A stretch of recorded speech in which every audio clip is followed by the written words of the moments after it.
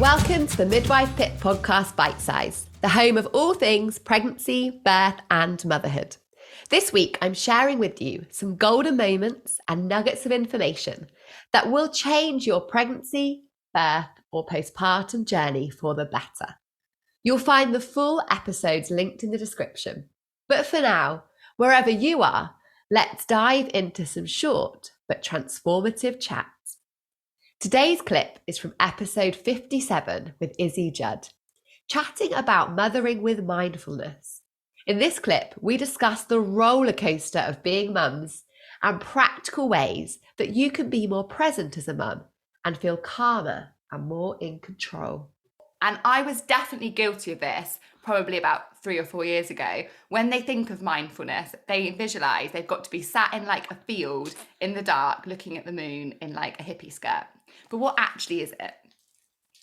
So mindfulness, it's really very simple if you break it down. It is allowing yourself to be completely in the present moment, which is really difficult to do. And actually, it does need a bit of practice.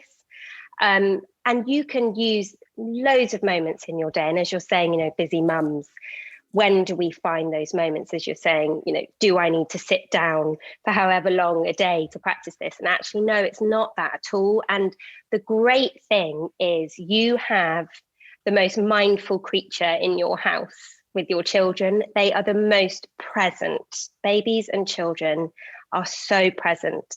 And I feel my responsibility to keep my children remembering how to be present. So that could be anything from on the walk to school, or perhaps if you've got a baby, when you're just strolling them in the pram, noticing what is around you.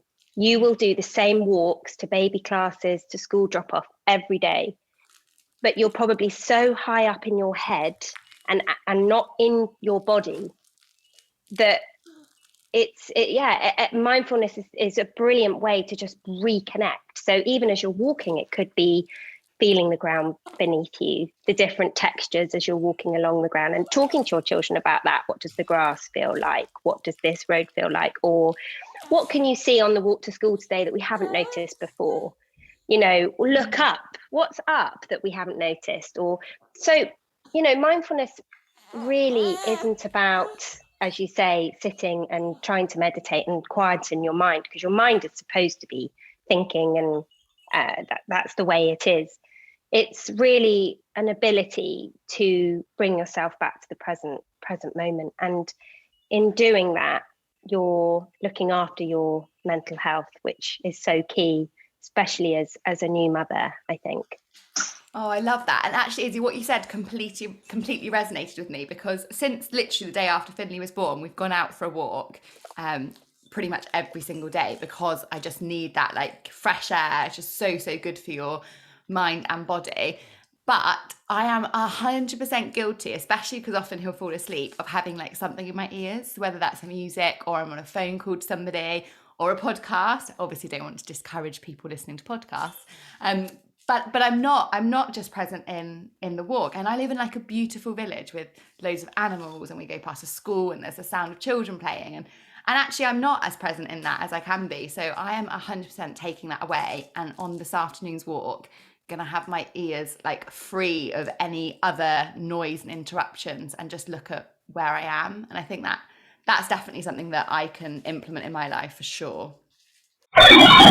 Yeah, and I think it's not our fault really. In our modern society, we have so many distractions. The phone being a major one. But even listening to a podcast, you are being mindful. If you're able to really listen to that podcast and not start thinking about what's on my shopping list, all the major to-do lists, you are actually getting yourself into that moment and really taking things in and really absorbing things. I think the biggest thing that I've noticed with certainly my children to introduce mindfulness was definitely with breathing. So right from the beginning, when a baby is lying in their cot, you will see, or their Moses basket, wherever they are, you will see their tummies rising and falling with their breath. So their breath is very much in their tummies, whereas we tend to breathe anxiously and kind of short breaths up in our chest, and our shoulders are often up. But if you actually stand and watch your baby, which is one of the loveliest things when they're peaceful and you've finally got them to sleep, and just simply watch them breathe and breathe with them, you know, even if they're lying on you, just slow down and breathe with them. If that's in the night, you know, during those night feeds where you're thinking, how can I get up again and do this in another 2 or 3 hours, and to actually just slow everything down. And as the children have got older, when I put Lola and Kip to bed, we do something called teddy breathing. So you ask them to choose one of their favorite teddies, put it on their tummy, and ask them to watch the teddy rise and fall, so that they get used to their breath still being down in their tummies, and do it with them. You know, slow down. You've just gone through probably a horrendous bath, tea, tiredness, overload of stimulation yourself as well as the children. You're winding down for the end of your day as well. Just get on the floor, get a teddy bear with them, and just breathe. And breathing is your quickest tool to calming your anxiety and bringing yourself back to the present moment. I love that. That idea of that sort of skin to skin at 2 a.m. and breathing with your baby is beautiful. I absolutely love that idea. And actually, you're probably going to get your baby to sleep much better as well, because you're calmer and they totally pick up on your kind of anxiety or stress and frustration, don't they? So that's a really, really lovely one. I like that. I hope you enjoyed this bite-sized clip, and why not go ahead and share it with others. If you want more, go back and listen to the full episode linked in the description. Before you go, please can you do one more thing?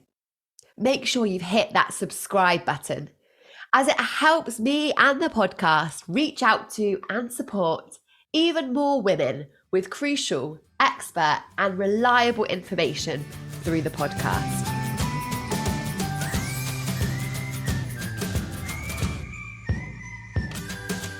I'm Laura. I'm Lauren. And this is Go Love Yourself. And she went, you're 26? I was like, size 26? Yeah. And she was like, oh, right, that makes sense. This is the show where we're learning to love ourselves a little more and taking you along with us.